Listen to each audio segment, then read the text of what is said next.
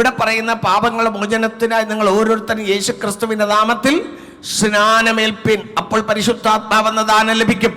അപ്പോൾ അടുത്ത മൂന്നാമത്തെ കാര്യം സ്നാനമേൽക്കണം. സ്തോത്രം.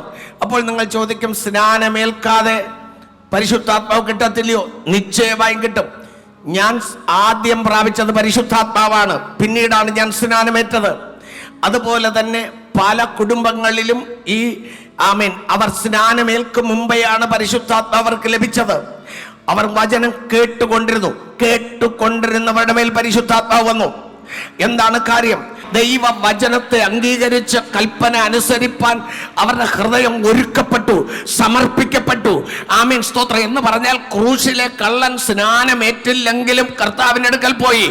അവൻ അപ്പോൾ സ്നാനമേൽക്കാണ്ട് വന്നാൽ ഏൽക്കാൻ അവനൊരു 100% അവന് തീരുമാനമാണ്. അപ്പോഴാണ് മാനസാന്തരം ഉണ്ടായത്. പിന്നെ ഒരു അവസരം അവന് ലഭിച്ചില്ല. അതുകൊണ്ട് ഇന്ന് നിങ്ങൾ ഇപ്പോൾ പ്രാപിപ്പാൻ വന്നിരിക്കുമ്പോൾ ഇതുവരയ്ക്ക് സ്നാനമേൽക്കാത്തവരുണ്ടെങ്കിൽ 100% ഞാൻ കർത്താവിനെ സ്വീകരിക്കുന്നു, എൻ്റെ പാപത്തെ ഏറ്റുപറഞ്ഞ് ഉപേക്ഷിക്കുന്നു.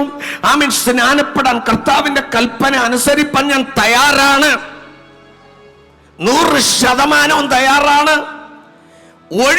ഒഴിവ് കഴിവും പറയാതെ അതനുസരിപ്പാൻ തയ്യാറാണ് എന്ന് നിങ്ങൾക്കൊരു തീരുമാനമുണ്ടെങ്കിൽ, സ്തോത്രം, നിശ്ചയമായും ഈ പരിശുദ്ധാത്മാവ് പ്രാപിക്കുവാൻ കഴിയും. പരിശുദ്ധാത്മാവ് പ്രാപിച്ചു കഴിഞ്ഞാൽ സ്നാനപ്പെടാതിരിക്കാൻ പറ്റില്ല. ആരെങ്കിലും ഞാൻ പരിശുദ്ധാത്മാവ് പ്രാപിച്ചിരിക്കുന്നു, സ്നാനം അതിൽ കാര്യമില്ലെന്ന് നിങ്ങൾക്ക് തോന്നുന്നുവെങ്കിൽ നിങ്ങൾ പ്രാപിച്ചത് പരിശുദ്ധാത്മാവല്ല. പരിശുദ്ധാത്മാവ് വരുമ്പോൾ അത് സകല സത്യത്തിലും വഴി നടത്തും. അതുകൊണ്ട് ഇന്നത്തെ കരിസ്മാറ്റിക് മൂവ്മെന്റ് പോലെ ഞാൻ എന്തോ പ്രാപിച്ചു എന്നൊക്കെ പറഞ്ഞ് കൈയടിച്ചൊന്നും നടന്ന് എന്തോ വായി തോന്നിയത് പറഞ്ഞെന്നായില്ല. ആമീൻ. പരിശുദ്ധാത്മാവാണ് പ്രാപിച്ചതെങ്കിൽ കർത്താവ് കൽപ്പിച്ച കൽപ്പനയായ സ്നാന ക്രിസ്തുവിന്റെ മരണം, അടക്കം, ഉയർത്തെഴുന്നേൽപ്പിനോട് ഏകീഭവിക്കാതിരിക്കാൻ പറ്റില്ല.